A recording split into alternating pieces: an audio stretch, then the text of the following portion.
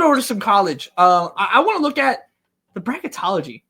Charlie Cream, the ESPN's Charlie Cream. His bracketology has kind of become the standard of bracketology across women's basketball over the years. I have this pulled up here. So this was the 17th of January when this went up. So this is we are recording this January 20th on Monday. So yes. So this is where we stand. Just kind of just a general look here. I mean, where do we want to start? We want to start on the bubble. You want to start in the region? Yeah. What are we thinking here? Let's start top bubble here. Okay, let's talk. Because what I want this to kind of be is, project out like where we think the movement and the change is going to be. The first thing I notice here, and I think this is a huge component of the future we are going to be living in, is Clemson and Stanford being part of the first four out.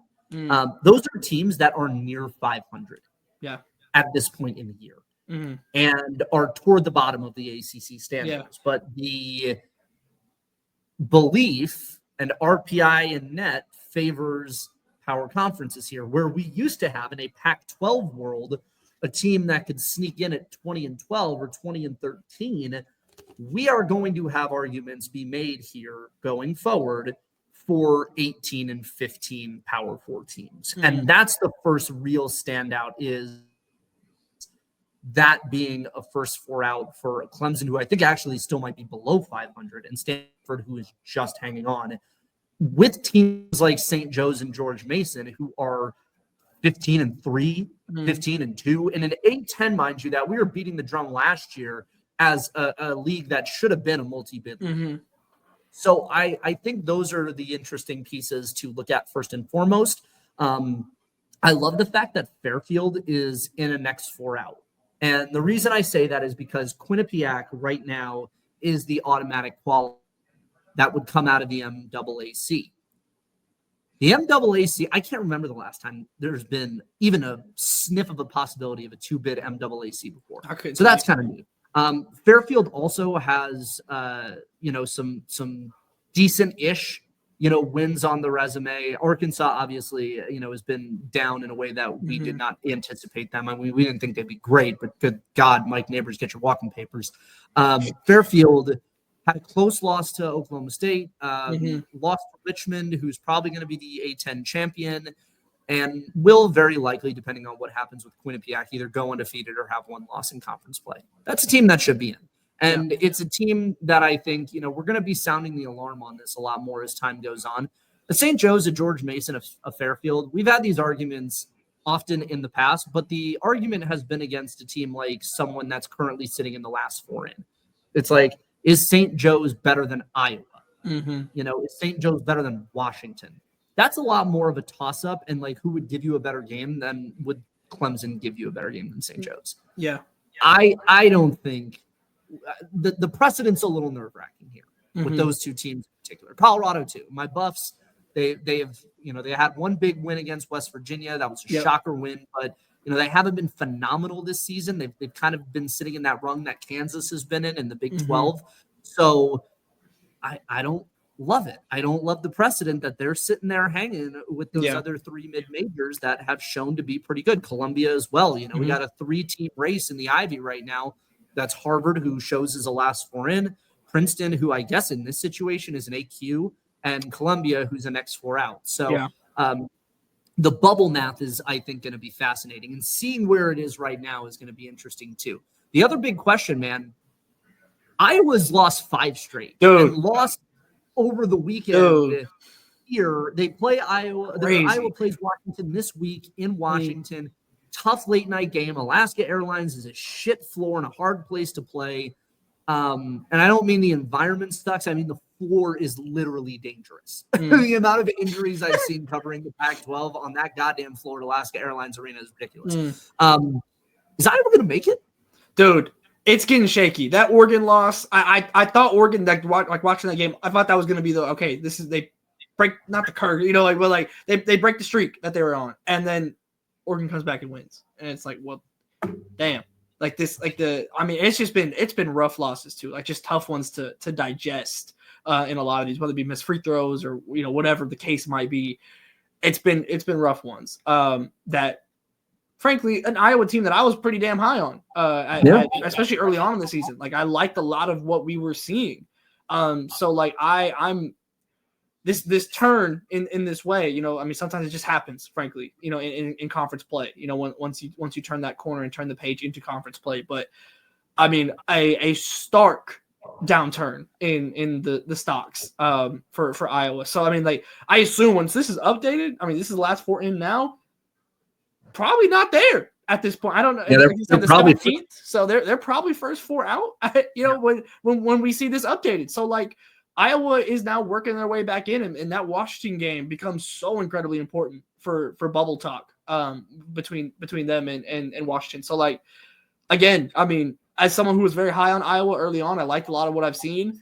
The swift turnaround in the wrong direction has been pretty brutal to watch in that way. Go down the list a little bit here. Yeah, let's quick hit a little, like just a first reaction from each region. Let's just kind of quick hit it. I'll tell you right now, Kansas State at number 3 in this with Ayoka Lee going down with an injury. It's terrible. I mean, I feel for Ayoka so bad. Like, I mean, a player that I've gotten to see firsthand dominate. Ask me how I know. And like just the worst luck, and such a dominant player in the Big 12. So immediately that's where my eyes go for this first region. Is Kansas State on that 3 line? I don't imagine that. I just don't know if Kansas State can hold up with that without Ayoka Lee. It doesn't sound like she's gonna be out for the season, but at minimum out for a very extended period of time throughout conference play. So that 3 slot is immediately where my eyes shot to when looking at this region number 1. You know, I think it feels pretty easy for UCLA. Yeah.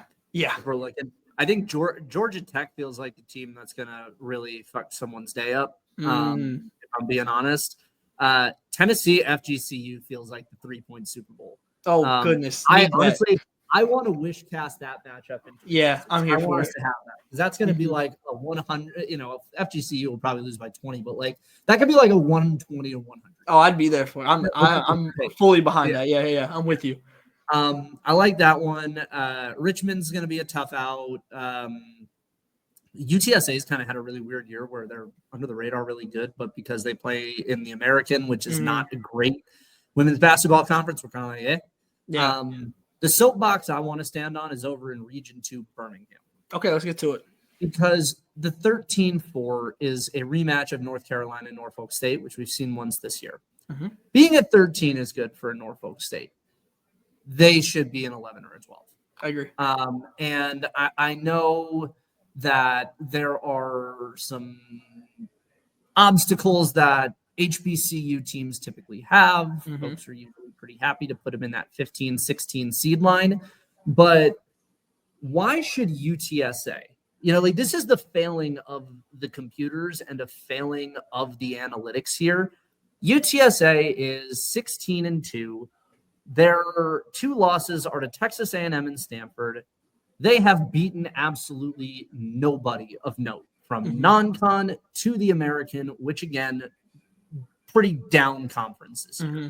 Their wins in the non-con are UNC Greensboro, UTEP, New Mexico State, Towson, Sam Houston, like those kinds of squads. Mm-hmm. Why on earth?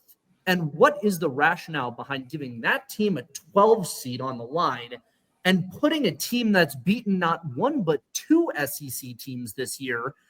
Granted, bottom half SEC teams, but 2 SEC teams nonetheless on the 13 line. Make it make sense here, man. I don't get it. Like, this is a really weird thing. I'm writing a feature on Norfolk this year that is going to run probably sometime in February. And one of the things I've been researching is the best HBCU women's teams in the NCAA tournament era, right? I mean, obviously Cheney State, right? You know, in 82, but in the more common era, it has become exceedingly rare for these teams to find their way off like the 14 line. Hampton had a couple teams in 2010 and 2011 that were, I believe, 13s.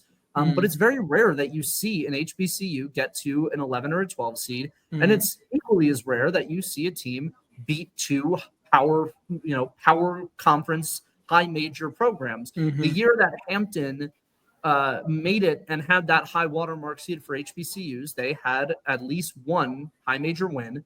Norfolk State, again, Norfolk State has 2 here, and they went to Alabama and they lost by just 10. They beat Missouri on the road. They beat Auburn on the road. They had one kind of head-scratching loss to Green Bay, and that was a 1-point loss, and a loss as well to a Washington State team who, in both of those respects, Green Bay is back into form. They're 15-5. They're probably going to win the Horizon again, or at least compete with Cleveland State and Detroit Mercy. Washington State right now is in a battle with Portland and Gonzaga to win the WCC regular season. So, records might not show it, but like those are good teams that you lost to. Alabama and North Carolina are good losses, and there's a really good chance they're going to breeze through and be undefeated in MEAC play when all is said and done. I know it's still early in the season, but the non-con analytics should support a higher seed line at this point in January. And if they end up at a 13 when all is said and done, man, I'm calling bullshit, because there's other teams in here mid-10 has showed me nothing this year. A program that I was ridiculously high on. I thought they were going to be like a 10 seed this year. And they're 12-6, and they've got some blah games and some iffy losses, and are locked in a competition with Western Kentucky, who they just lost to over the weekend, and Liberty to win the Conference USA. It just it doesn't make a lot of sense to me. And I'll stump for HBCUs. I think sometimes we overblow a little bit the seed discussion. But this is fucking egregious. Like, the body of work suggests that they belong better than a 13. Yep. I could not agree more. I'm completely with you on that. Also kind of looking at Birmingham, I'll tell you this Columbus area down here, Louisville playing Iowa State, and then Ohio State playing Fairleigh Dickinson. I'm going to tell you right now, we just saw Ohio State take their first loss of the season against Penn State. Crazy. Louisville and Iowa State. So, like, Iowa State is not been anywhere near the expectation set. Like, they were poised to start a run potentially at the top of the Big 12 with Audi Crooks and Addie Brown. But they still had Addie Brown and Audi Crooks, So, like, to a point, it's like, okay, like, if you get your way into the tournament, like, you have the chance to kind of pull it together. Louisville is kind of on in a similar way, but different, where it's like your freshmen seem really, really good, and it might not be this year for Louisville. But once you make it to the end of the season, what do your freshmen look like? And now your freshmen have grown up a little bit, and what does that look like? And so for Ohio State, who hasn't been like, obviously they were undefeated, up until this past week. And so like they're doing something right. But I kind of like if you told me the winner of Louisville Iowa State goes and beats Ohio State, I wouldn't be surprised. I just put it like that. 2-seed Ohio State lost to Duke in the second round last year. Maybe it's that talking in the back of my brain, but like, man, I'm looking like that little mini region right there just sticks out to me like a very high, like if I was gonna pick the upset, that one's very intriguing to me. This reeks of Jeff Wall's bullshit. That's what I'm thinking, bro. He's the dark arts, man. This reeks of Jeff Wall's Heisenberg shit. This is the fucking in the trunk. Because low key this season, at 7-0 in the ACC is the Notre Dame Fighting Irish. Tied for second at 6-1 is Duke and NC State. And sitting there at third. Come on. A game and a half back off the lead. Despite a loss to Virginia Tech this past weekend, Jeff Walls is Louisville, who we were pronouncing basically dead on arrival before ACC play started. Yep. Now, the meat of the schedule is still ahead, so we'll find out, right? They haven't played Notre Dame, Cal, Florida State, Duke, UNC. They have Notre Dame a second time, Stanford. They beat up on the bottom half of the conference so far, but they did beat Georgia Tech by 9. Yep. it just feels like Wall's Bro, bullshit. I'm telling you, man. Like I say all the time, he can't keep getting away with it, but our boy Jeff Walls might fucking get away with it. Does it every time. I am watching that team closely the Yeah. rest of the way this year. Yeah. I am very intrigued. To keep pushing on, we'll go to Region 4 over here. Let's see. What is anything jumping out to you with Region 4 here? Let's see here. I feel like it's gonna be relatively chalky in Region 4. Cal UNLV might be interesting, but I'm done doing this shit with UNLV. I agree. I've done this I'm with 2 or you. 3 years now where I'm like, oh, plucky 11 seed UNLV. They've been beating the shit out of everyone in the Mountain West, and they don't get out of that 6-11 matchup. So, that's going to be a show me when you get there. Yeah. I would love to see Cal versus TCU. That'd be fun. I think Cal's really underratedly good this year. Minnesota's dropped down. That could be a 10/7. I think Minnesota could maybe climb a couple more seed lines. Mississippi State, South Dakota State. The Jackrabbits this are pluckier than people give them credit for. Mike Johnston does this every year. He schedules teams ridiculously hard in the non-con because he knows that by the time summit play comes along, he's got nobody to play anymore. And so he loads up the front. And there is a very egregious blowout loss to Texas here. Yeah. But there are wins over Oregon, Wisconsin, and Creighton. There is a 4-point loss to Duke. There is also a 14-point loss to Georgia Tech. What I'm telling you is that there is variance with SDSU. And that feels like a game where you're not really going to be able to know what is going to happen until the ball tips. As 8-9 should be, right? Yeah. The other thing here too, though, that I don't really see a ton of massive upset potential in the late rounds here. TCU LSU would be really fun because the Haley Van Lith Bowl, give that to me. Give that to me. Revenge game. Like I need fucking. Because we didn't get it last year. It was supposed to be LSU Louisville last year, and Middle Tennessee ruined that. So you know what? I'll take it here. I would have to take it here. A Haley Van Lith Bowl. Here's the greatest thing though. A Haley Van Lith Bowl for a shot to get to the Elite Eight and give us the 18-year-old Instagram boy Super Bowl of Juju Watkins and Haley Van Lith. Look, I'm here for all of it. This all sounds incredibly messy. The late rounds of this look fun. Yeah. Alabama Duke looks fun. Cal TCU would be fun. Minnesota LSU would honestly be fun. I'm really high on Minnesota, even without Merrill Braun. I think they've done a great job kind of splitting the difference and filling in the gaps there. USC, South Dakota State. Gosh, I feel like they've played sometime in the tournament in the last couple of years, and I can't remember. I don't know. I feel like they had gone against one another in one of Lindsay's years, but maybe I'm tripping here. Nope, that was it. I knew it. Okay. In her second year, they made the first round of the tournament. They were the 8.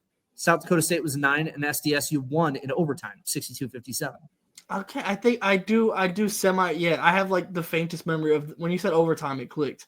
Yeah. That was a Destiny Littleton game. Where Littleton hit a couple of big shots and then SDSU. Yep. So yeah, we could get two programs in different places there. So I love that one. Birmingham feels. Let's talk because there's a couple here that jump out. I'm not gonna lie.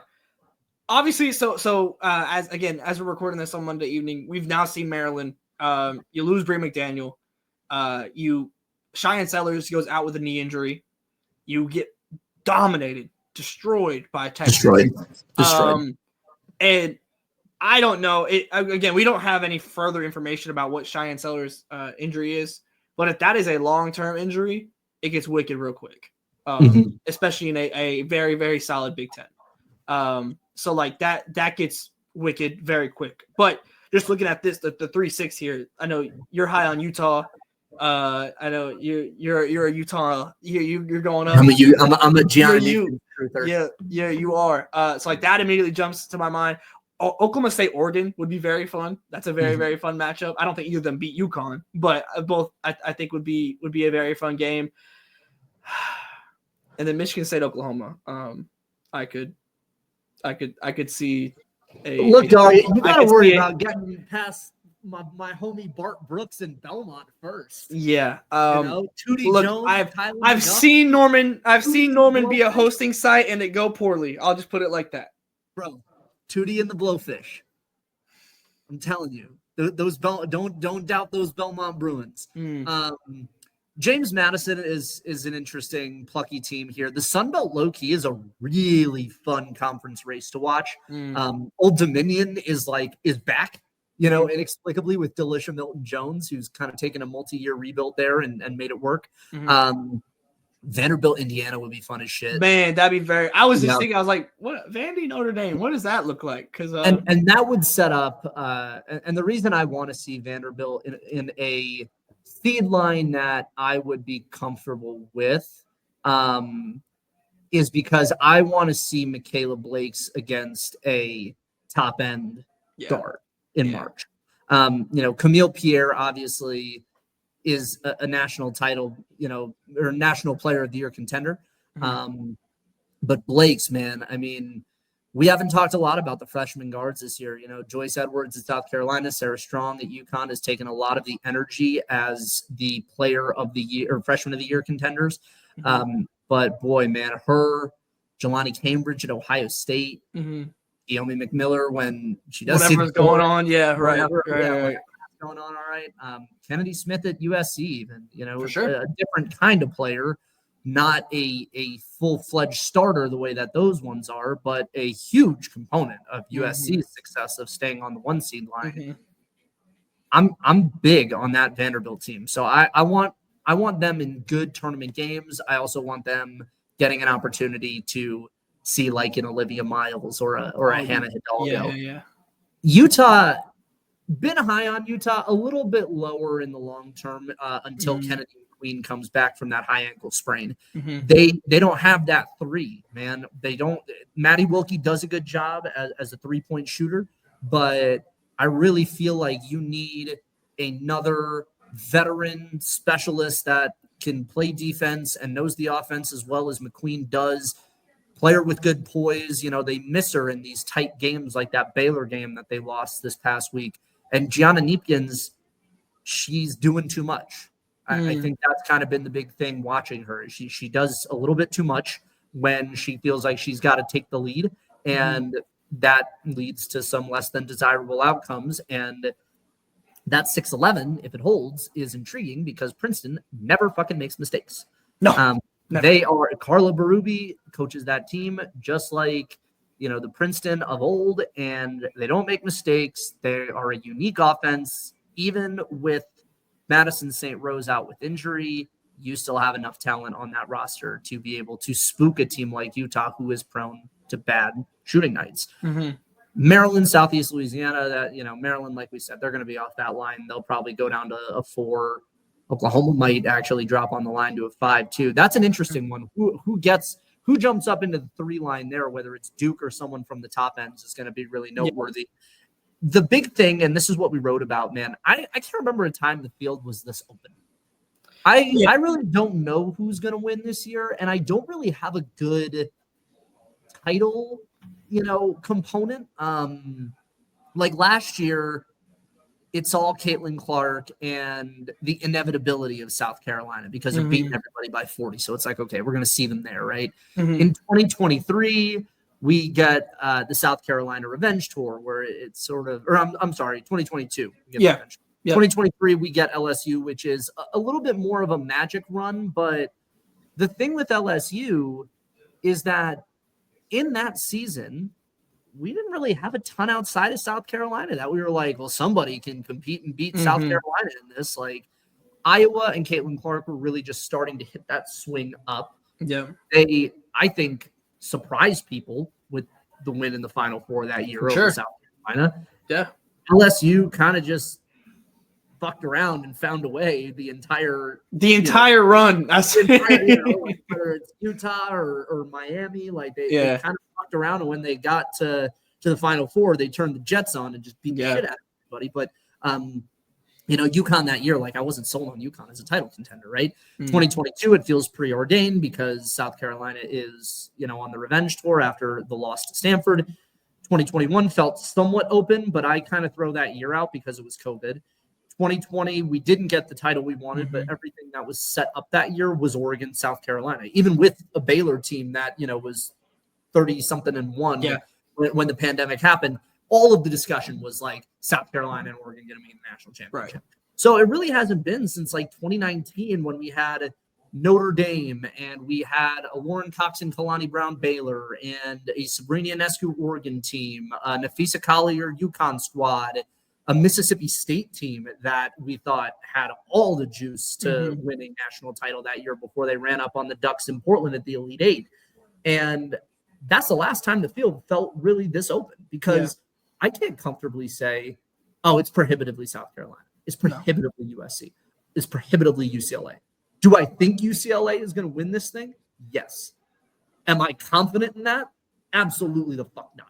And that's where we're at. And I think that's contributed to a problem of how we talk about this season because basketball, I think, relies on narratives in the micro.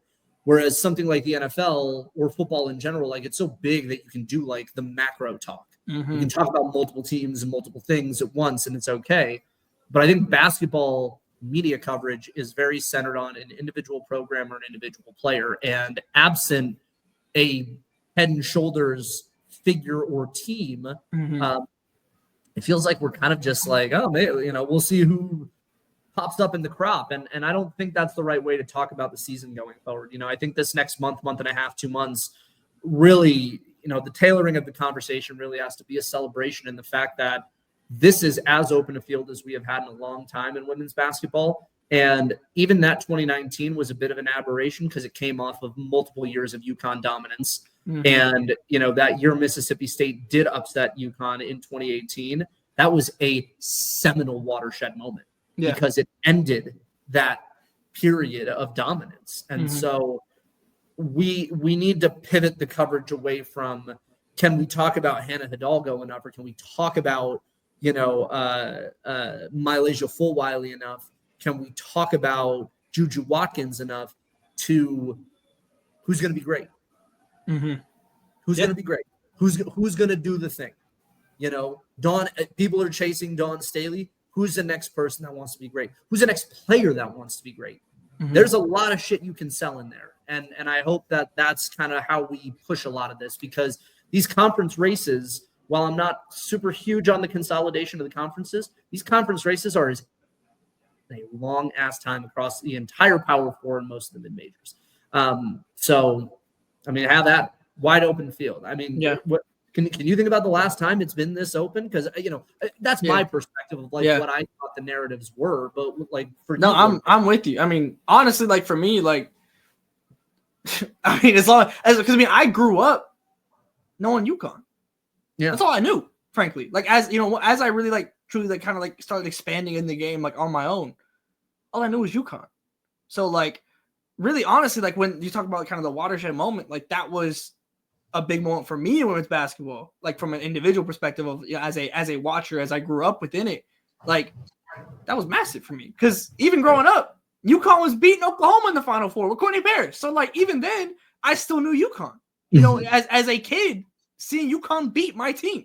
So or they would go and beat the team that beat us. So like they were always there. So like for me, I think I just agree with you honestly, where it's like that it hasn't been since 2019, like when you kind of had the open field. And then for me, I didn't know anything else, frankly, besides UConn dominance. That's all I knew. So I'm with you on that.